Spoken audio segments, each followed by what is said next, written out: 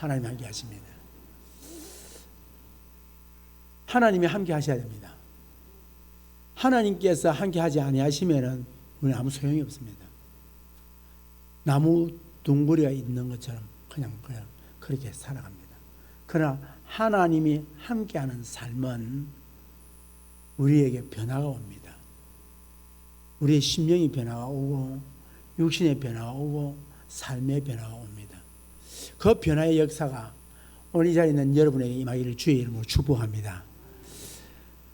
과거에 고대 사회가 많은 전쟁이 있었습니다. 그 중에서도 마라톤 전쟁이라는 전쟁이 있었습니다.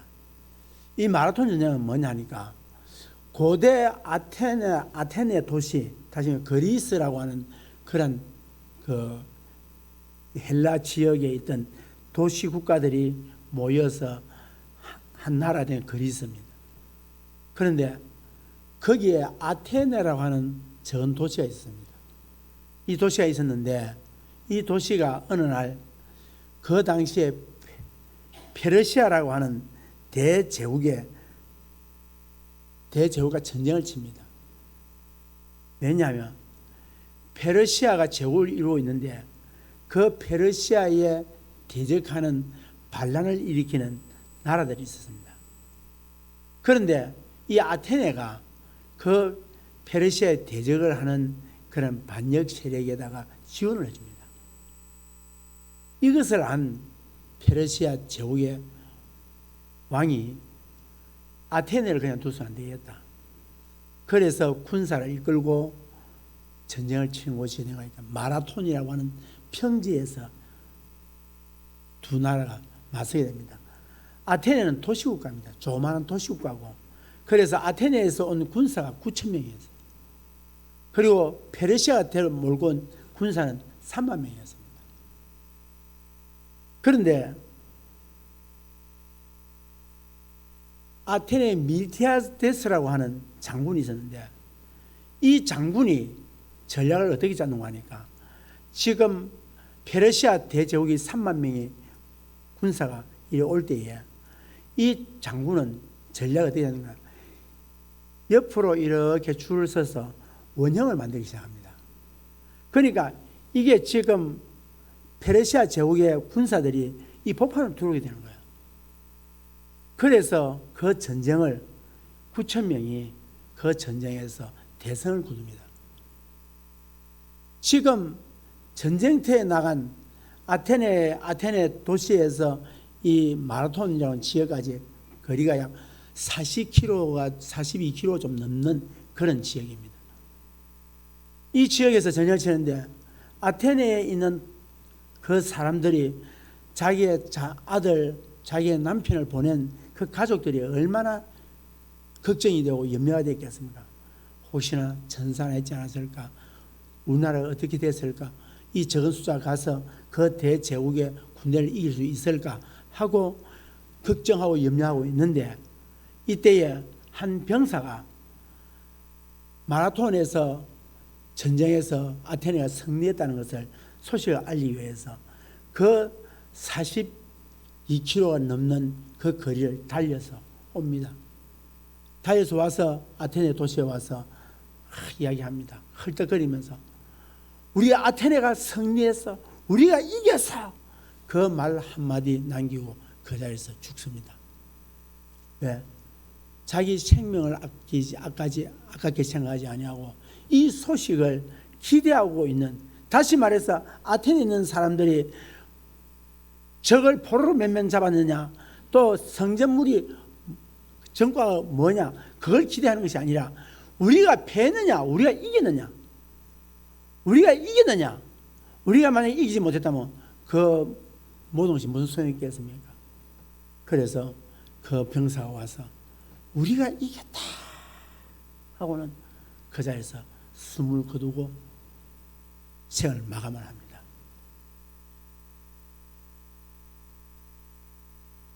그래서 이것을 기리기 위하여서 올림픽에서 마라톤이라는 경주를 그 체육 행사의 최고의 귀중한 보배로운 위치에 두어서 맨 마지막에 그 마라톤을 하지 않습니까? 그런데 이 병사가 미련하지 않습니까? 왜요? 지금 승리를 했으면 좀 천천히 가도 괜찮고 가다 쉬어가도 괜찮고 이겼으니까, 이미 이겼으니까, 우리 이기는 걸 조금 늦게 전해도 관계없으니까 이겼으니까 좀 천천히 가고 좀 쉬었다 가면 되잖아요. 그런데 미련스럽게 그는 그 길을 향해 달려왔습니다. 왜 그랬을까요? 이유가 뭘까요? 이 병사가 정말로 가치 있는 것이 무엇인가를 깨달았던 거예요. 가치 있는 것은 내 생명 하나 살고 쉬고 편안한 것이 문제가 아니라 지금 이 전쟁에서 이겼느냐 졌느냐, 이걸 기다리고 있는 아테네 시의 사람들에게 이것을 제일 먼저 전해주는 이것이 더 가치 있다는 것을 깨닫게 된 것입니다. 그래서 어떤 사람들이 볼 때는 미련하고 참 시간 없는 짓을 했다라고 할지 모르지만 그러나 진짜 가치 있는 것이 무엇인가를 알았습니다. 여러분에게 진짜 가치 있는 것이 무엇입니까? 교회의 가치는 무엇일까요? 우리의 신앙의 가치는 뭘까요? 교회가 무엇이 진짜 가치 있는 게 무엇이 교회가 가치 있을까요? 우리에게 진짜 가치 있는 것은 사도 바울이 우리에게 말을 합니다. 사도행전 20장 24절에서 내가 달려갈 길과 주 예수께 받은 사명 곧 하나님의 은혜의 복음을 증언하는 일에 있어서 마치려 하면은 나의 생명조차도 조금도 귀한 것으로 여기지 아니하노라. 무슨 말입니까? 하나님께서 자신을 이방인들에게 복음을 전하는 이 일을 맡겨주셨는데 이 복음을 전하다가 내가 생명을 잃는다 한다 할지라도 나는 이 복음을 전해야겠다는 거예요. 다시 말해서 교회의 가치란 복음을 전하는 겁니다. 교회 진짜 가치가 뭐냐? 교회를 세운 목적이 뭐냐? 주께서 내 교회를 세운 목적이 뭐냐? 그것은 복음 전하는 일입니다. 사랑하는 성도 여러분, 하나님께서 오늘 우리를 이미 택정하시고 정하셔서 때가 되면 우리를 부르시고 우리를 부르신 우리로 하여금 교회에 모이게 하고 이곳에 모인 우리를 세상과 구별 때에 이름을 뭐라고 부르냐? 성도라고 불러주십니다. 성도가 뭐냐? 세상과 구별된 사람들은 모임체거든요. 모임이거든. 그러면은 세상과 뭐가 다르냐는 거야. 가치가 있다는 거야. 무슨 가치가 있다는 거야? 생명을 소중히 여기는 가치가 있다는 거야. 영혼을 살려내는 이 일이 교회에서는 가장 가치 있는 일이라는 거야. 하나님은 성경을 통하여서 부르신 자들에게 그냥 세월을 살아가다 죽도록 내버려 둔 것이 아니라 부르신 우리 모든 한 사람 한 사람에게 하나님께서는 다 사명을 주셨습니다. 하나님께서는 때로는 족장을 부르시고 하나님의 왕을 부르시고 또 하나님께서는 때로는 목동을 부르시고 창기를 부르시고 죄인을 부르시고 세리를 부르셨습니다. 그런데 그들에게 하나님이 요구하시는 게 있었습니다. 영혼에 대한 소중함을 느끼느냐, 가치를 가지고 있냐입니다. 그래서 영혼에 대하여서 가치를 가진 자를 향하여서 뭐라 하냐? 가치를 알고 그 가치를 향해 달려간 사람을 착하고 충성된 종이라 그렇게 이야기합니다. 그런데 영혼에 대하여서 생명의 가치를 여기지 아니한 자들을 향하여서 뭐라 말하냐? 악하고 게으른 자라고 이야기합니다. 그들은 뭐냐? 현실에 뭘 했느냐? 내게 무엇이 다른 사람에게 자랑할 거리가 있느냐, 내가 무엇을 잘하느냐 라고 하는 세상적인 가치 기준에 서 있는 그들을 보고 뭐하냐, 악하고 게으른 종이라 그렇게 이야기합니다.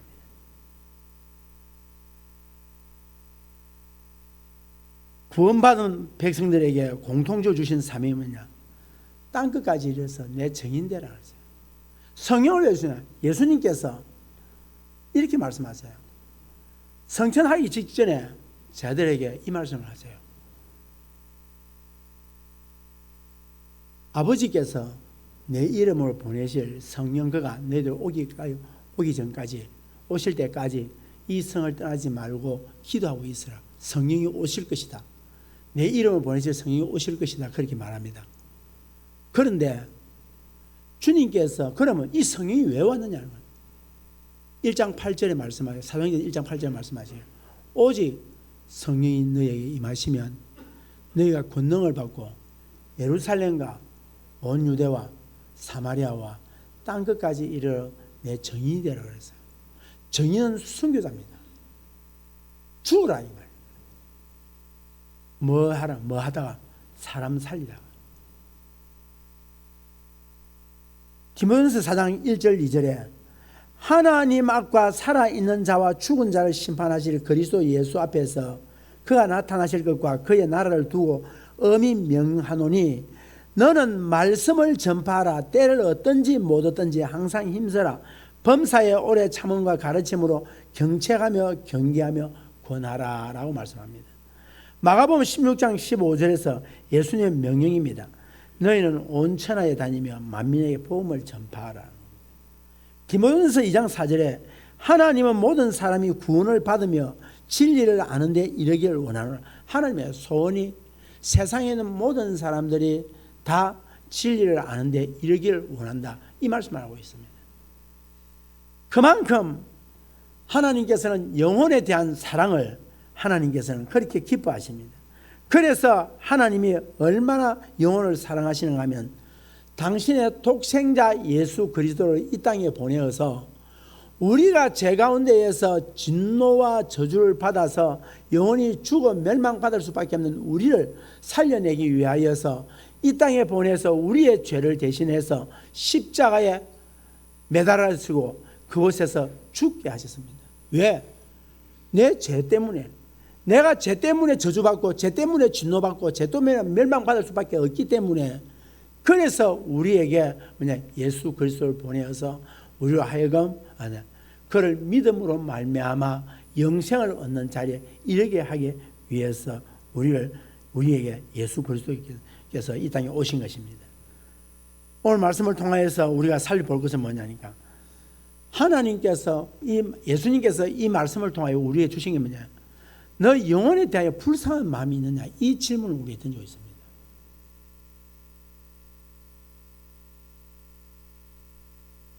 하나님의 마음, 예수 그리스도의 마음, 그 심정은 뭐냐?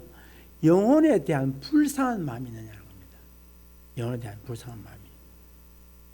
불쌍하다는 말은 무슨 말이냐니까, 단장이 아픕니다. 다시 말해서 장이 끊어지는 아픔, 그 아픔을 네가 가지고 있느냐, 이 질문을 던지고 있습니다. 오늘 본문 22절에 보면 베세다에 한 동네가 있습니다. 베세다는 동네가 있습니다. 이 베세다는 말은 어부의 마을이나 어부들이 많이 사는 그런 마을이었습니다. 옛날에 이곳에서 예수님께서 500여의 이적을 일으켰던 장소가 베세다입니다. 마태복음 11장 20절 21절에 보면은 예수께서 권능을 가장 많이 행하신 고을들이 회개하지 아니하므로 그때에 책망하시되 화 있을진저 고라시나 화 있을진저 베세다야 행한 모든 권능을 두로와 시돈에서 행하였더라면 그들이 벌써 베옷을 입고 제에 앉아 회개하였으리라. 이 베세다 지역은 주님의 엄청난 역사를 행했던 곳이 베세다 지역입니다. 여러분, 그런데 체험 너무 많이 좋아하시면 안 좋습니다. 뭐냐? 체험은 또 뭔가 기도해서 체험받고 응답받으면 그러면 신앙이 자란 것처럼 보이다가 체험이 되지 아니하고 기도 응답되지 아니하고 내가 생각한 대로 뜻대로 되지 아니할 때에 그때야 좌절되고 실망된 일들이 얼마나 많습니까?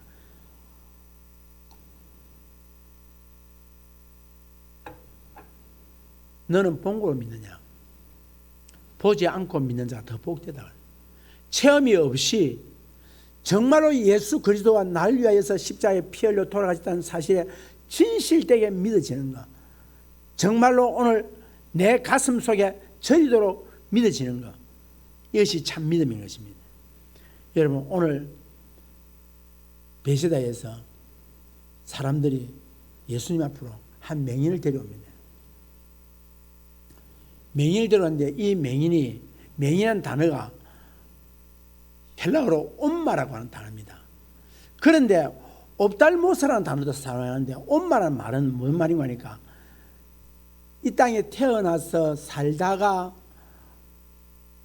질병이 왔거나 또는 갑작스럽게 어떤 일들이 있어서 갑자기 눈을 보지 못하는 경우를 옴마라고, 옵달모스라는 것은 태어날 때부터 소경이 된 사람이야.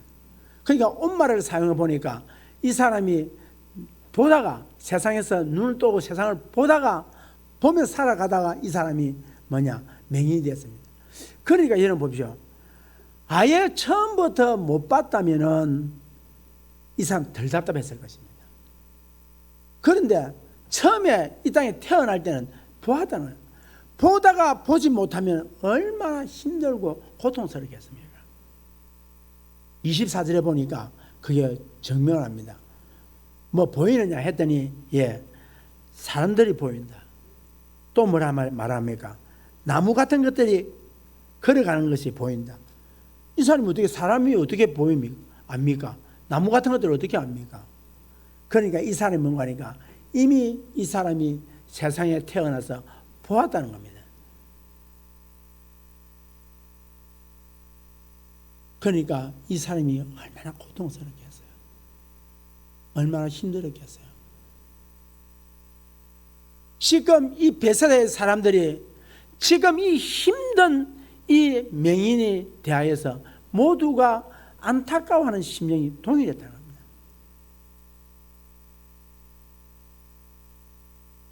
그런데 오늘날 이 성경을 보면서 오늘날 이 시대의 맹인은 누구일까요? 세상 권세에 가로막히고 세상 쾌락과 세상 물질 문명과 만몬신에 막혀서 영적 세계를 보지 못하는 그런 하나님 백성들을 보고 말하는 겁니다. 18절에 보면 이렇게 말씀하고 있습니다. 18절에 보니까 너희가 눈이 있어도 보지 못하며 귀가 있어도 듣지 못하느냐, 또 기억하지 못하느냐.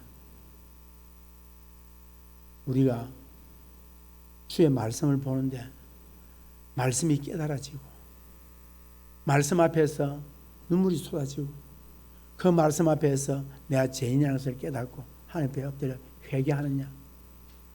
보아도 성경 몇 장 보았다는 것으로 끝난다면 그게 무슨 소용이 있겠습니까? 들어도 그냥 지금 앉아서 듣기는 듣는데 무슨 말을 하는지 도무지 알 수가 없다.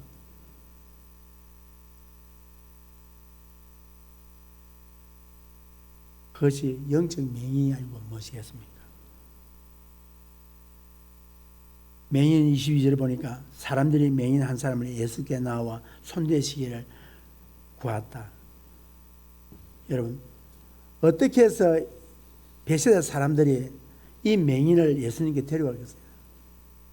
그것은 그들 마음속에 예수님에 대한 확신이 있었다는 거예요. 여러분, 오늘 우리가 전도하지 못하는 이유가 뭔가 하니까 예수님에 대한 확신이 없습니다. 예수님 앞에 나가면 낫겠다고 하는 확신이 있어서 이들이 예수님께서 손대어 주시기를 원하더라. 내가 신앙생활 잘하다 내 혼자 군받으면 되지 뭐. 예수 믿고 천국 가면 되지 뭐. 그럴까요? 신약 성경에 예수님께서 오셔서 한 상황들을 가만히 보면은 굉장히 위험한 생각입니다. 나 예수 믿고 천국 간다. 예수 믿어서 천국 간다. 그게 끝일까요? 그건 굉장히 위험한 생각입니다. 그럼 주님께서 말씀하시기를 99마리의 양을 놔두고 한 마리의 잃어버린 양을 찾아갔다는. 그러니까 한 마리의 생명에 대하여서 얼마나 소중하게 여겼느냐.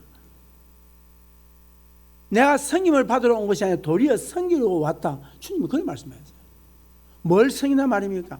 그 영혼이 지옥 가지 아니하고 구원받아서 하나님 나라에 갈 수 있도록 섬긴 이 일을 우리에게 뭐냐 했느냐라는 질문을 하고 있습니다. 네가 섬길 때 섬기고 싶은 사람이 네가 네 말대로 돌아오지 못할 때 그들을 향한 너의 마음이 정말로 단장의 아픔을 가지고 있느냐 이 이야기를 하고 있습니다.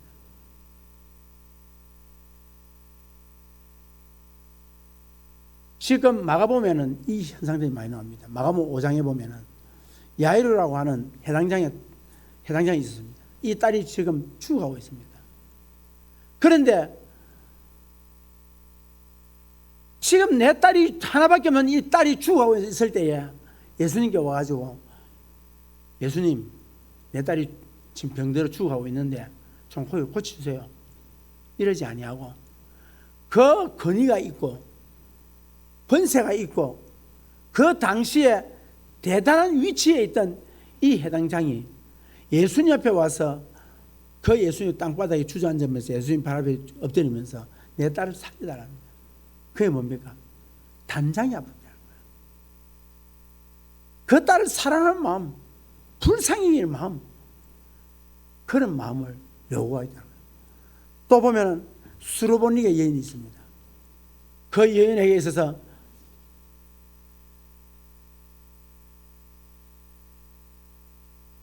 얼마나 자녀가 지금 귀신에 들어서 죽어가고 있습니다. 그 수로보니게 여인에게 뭐라 말합니까? 내 딸을 살리다 할 때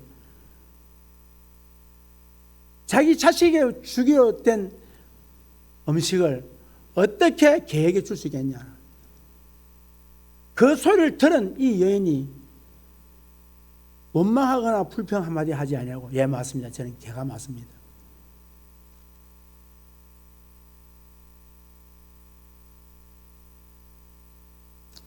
이유 없이 욕들었습니다. 이유 없이 욕들어도 내 딸만 산다면은 여러분 오늘 이것을 주님은 우리에게 요구하고 있습니다.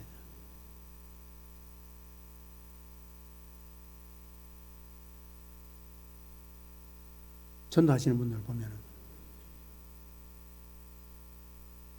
우리가 한 영혼에 대하여서 정말 애달프잖아요. 찢어지는 아픔이 전도하는 사람들이 있습니다. 하지 않으면요 아픔이 없어요. 고통이 없어요. 나와 아무 상관없는 거예요. 마가복음 2장에 보면은 중풍병자가 있습니다. 내 친구가 찾아와서 중풍병을 데리고 예수님 갑니다. 사람들이 너무 많습니다. 그들은 지붕 위로 올라가서 지붕을 뜯고 그 침상을 지붕을 뜯어서 내렸습니다. 우리에게 그런 심령이 있느냐는 것을 이것을 묻습니다. 오늘 딸을 살리고자 하는 수르본의 여인, 해당장, 그리고 이 네 친구들을 보면 그들의 심정이 뭐냐? 오늘 이 환자의 심령과 똑같다는 거예요. 오늘 우리에게도 이 질문을 하고 있습니다. 네가 천국을 믿느냐는 질문을 던지고 있습니다. 지옥을 믿느냐는 질문을 던지고 있습니다. 만약에 천국과 지옥을 믿는다면 우리가 장차 천국과 지옥을 가게 될 것인데 내 자녀가 지옥을 간다. 저는 여러분들이 잘 알고 있듯이 제 큰아들이 신천지에 들어갔습니다. 저는 그 주간에 하나님께서 응답하지 않으면 저는 목회를 안 하기로 결정을 하고 제가 한 주간을 아들을 데리고 갔습니다. 그때에는 목회고 모든 것을 다 내려놓을 것을 각오를 했습니다. 무릎을 꿇고 울었습니다. 가는 곳마다 무릎을 꿇고 울고 했습니다. 결국 돌아와서 지금은 침례교회에서 침례신학에서 나와서 지금 전도사로서 목회사역을 하고 있습니다. 돌아오지 않았다면 저는 이 강단에 제 자신이 없습니다. 그때의 아픔이 뭐냐면 이 자식을 돌이키지 못한다면 내가 목사로서 내가 성도들을 가르칠 자격이 없다. 설교할 자격이 없다는 겁니다. 내 자식이 신천지에 빠져서 하나님 품을 떠나 있다면 할 수 없다는 그 마음에 고통과 아픔을 겪었습니다. 하나님께서 은혜를 베풀어 주셔서 그 주 안에 돌아왔고 회심 교육을 받고 침례신학을 들어가서 졸업을 하고 지금 목회자의 목사 안수를 기다리고 있습니다. 그때의 심정이 저는 이 해당장 야이로의 마음이라고 생각합니다. 이 자식을 살려내지 못한다면 내가 가지고 있는 이 모든 것이 무슨 소용이 있으며 내가 하고 있는 이 모든 것이 무슨 소용이 있으며 목사가 무슨 소용이 있냐는 겁니다. 내 자식 하나도 돌이키지 못한다면.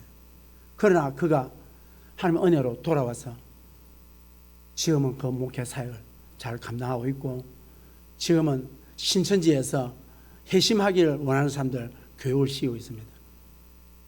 예한상종소라고 유튜브를 치보시면 나옵니다. 그렇습니다. 부모는 그 자식이 그렇게 해서 지옥으로 들어가는 것을 원치 않습니다. 내가 죽었으면 죽었지. 오늘 이 자리에 계시는 여러분 부모들에게 부탁합니다. 혹시 여러분 자녀들 중에 지옥을 향하여 가고 있지는 않습니까? 정말 예수 잘 믿습니까? 내 자식은 괜찮습니까? 내 부모는 어떻습니까? 내 형제는 어떻습니까? 정말로 단장의 아픔이 있습니까? 당신이 천국을 믿으십니까? 지옥을 믿으십니까?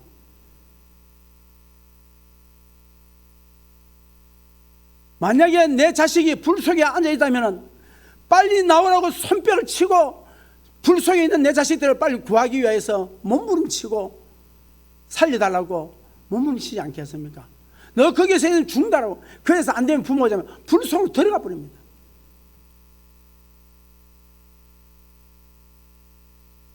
오늘 그 심정이 내게 있느냐는 겁니다. 여러분 기도하셔야 됩니다. 주여 구원받지 못한 저들을 향한 나의 마음이 단장의 아픔인 불쌍한 마음을 가지게 해주십시오. 여러분 진짜 천국과 지옥을 믿는다면 지옥의 형벌을 받는 것을 진짜 믿는다면 그러진 않겠죠.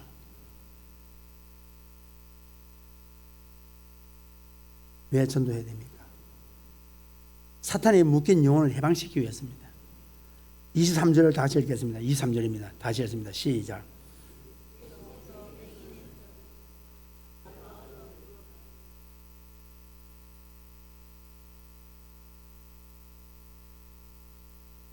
여러분 기분 나쁘잖아요. 눈에 치유를 받아버려요. 아니 치유하기 싫으면 하지 말지. 여러분 침 받는 일이 어떤 일입니까? 아주 저주할 때, 아주 모욕을 줄 때 침을 받습니다. 여러분 왜 주님이 침을 받았을까요? 이 맹인은 왜 맹인이 됐어요? 맹인이 된 원인이 뭡니까? 원인은 사탄입니다. 선악과를 하나님께서 먹지 말라 했지만 사탄은 아담과 하와를 깨어서 하나님의 말씀에 불순종하게 만들어서 그들을 하여금 진노받게 만들었습니다. 그 결과가 뭡니까? 우리에게 사망이요, 질병이요, 고통이요, 고난이요, 아픔입니다. 그 질병의 일환으로 맹인이 되어버렸습니다. 지금 예수님께서는 침을 받은 이유는 뭡니까? 지금 사탄을 저주한 것입니다. 사랑하는 성도 여러분, 인간의 모든 슬픔과 고통은 누가 준 것입니까? 바로 사탄이 준 겁니다. 질병과 고통과 아픔과 슬픔과 사망의 결과가 온 것이 뭡니까? 죄의 결과입니다. 이 죄를 짓게 한 것이 뭡니까? 사탄입니다. 지금 예수님은 사탄을 저주한 것입니다. 오늘 주님이 침뱉은 것은 이러한 사탄의 권세, 사망의 권세를 저주해버린 것입니다. 이 맹인을 붙들고 세상을 볼 수 없도록 한 사탄의 준 그 질병의 권세를 멸시하고 저주하고 진노하시면서 이 사탄의 권세에 사망을 선언한 것입니다. 사탄을 멸시한 것입니다. 예수님 말씀합니다. 내가 세상을 이겨노라. 나는 부활이요 생명이, 나를 믿는 자는 죽어도 살겠고 무릇 살아서 나를 믿는 자는 영원히 죽지 아니하리니 이것을 네가 믿느냐라고 말씀합니다. 천도는 무엇입니까? 당신이 지금 붙들려 있는 그 모든 것으로부터 예수 이름으로 자유할 수 있다. 당신의 운명은 예수를 믿는 당신을 이길 수가 없다. 당신의 삶의 고통에서 예수를 믿으면 그 모든 고통에서 승리할 수 있다. 당신에게 진정한 생명을 주시고 인생의 답을 줄 자는 오직 예수밖에 없다. 이걸 전하는 것이 바로 전도입니다. 사랑하는 성도 여러분, 전도라는 것은 영혼이 주님을 확실히 알 때까지 책임지는 게 전도입니다. 24절 25절 우리 함께 읽겠습니다. 24절 25절 시작.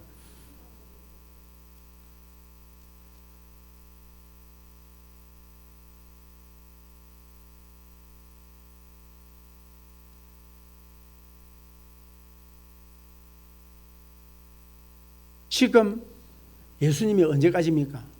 볼 수 있을 때까지입니다. 한번 교회 데리고 왔는데, 내 그때 교회 때 사람 데려왔어. 그런데 어쨌다고요? 그가 왔을 때에 언제 뭐가 전도냐 합니까? 데려와서 그가 누구를 볼 때까지? 성경을 볼 때까지입니다. 성경 속에 역사하시는 하나님을 만날 때까지 체험을 줘야 되는 겁니다. 우리는 그러죠. 내 그때 교회에다 사람 데려왔어. 그래도 어쨌단 말입니까? 책임졌습니까? 지금 오늘 예수님께서는 그에게 말합니다. 희미하게 보입니다. 이제 걸어다니는 것이 보입니다. 더 나아가 주목하여 보았다. 밝히 보였다는 겁니다. 언제까지입니까? 볼 때까지입니다. 교회에 하루 왔습니다. 두 번 왔습니다. 목사님 보입니다. 장로님 보입니다. 권사님 보입니다. 집사님 보입니다. 이제 성경이 보입니다. 읽어집니다. 그리고 성경을 통해서 하나님 만나집니다. 그때까지 책임을 지는 게 전도입니다. 우리는 그런 이야기를 말하죠. 내 그때 누태고 왔는데 교회에서 책임을 안 지더라고. 누가 책임집니까? 교회가 책임지는 게 내가 책임지는 겁니다.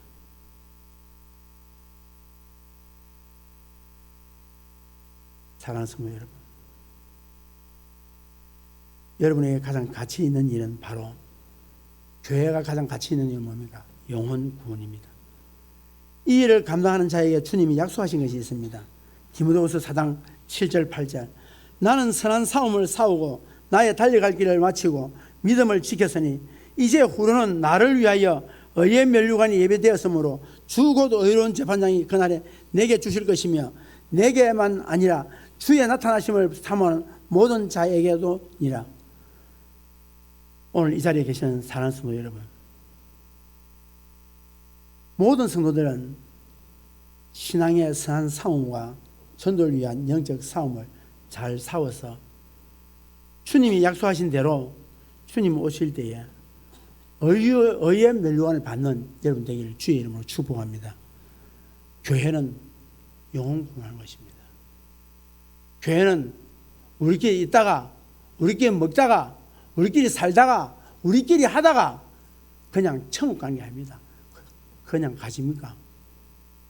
굉장히 위험한 발상입니다. 오늘 주께서 내게 부탁하신 것이 있습니다. 우리에게 부탁하신 것이 바로 영혼 구원입니다. 영혼 구원하시다가 주님 앞에 서서 착하고 충성된 종으로 칭찬받는 여러분 되기를 주의 이름으로 축복합니다.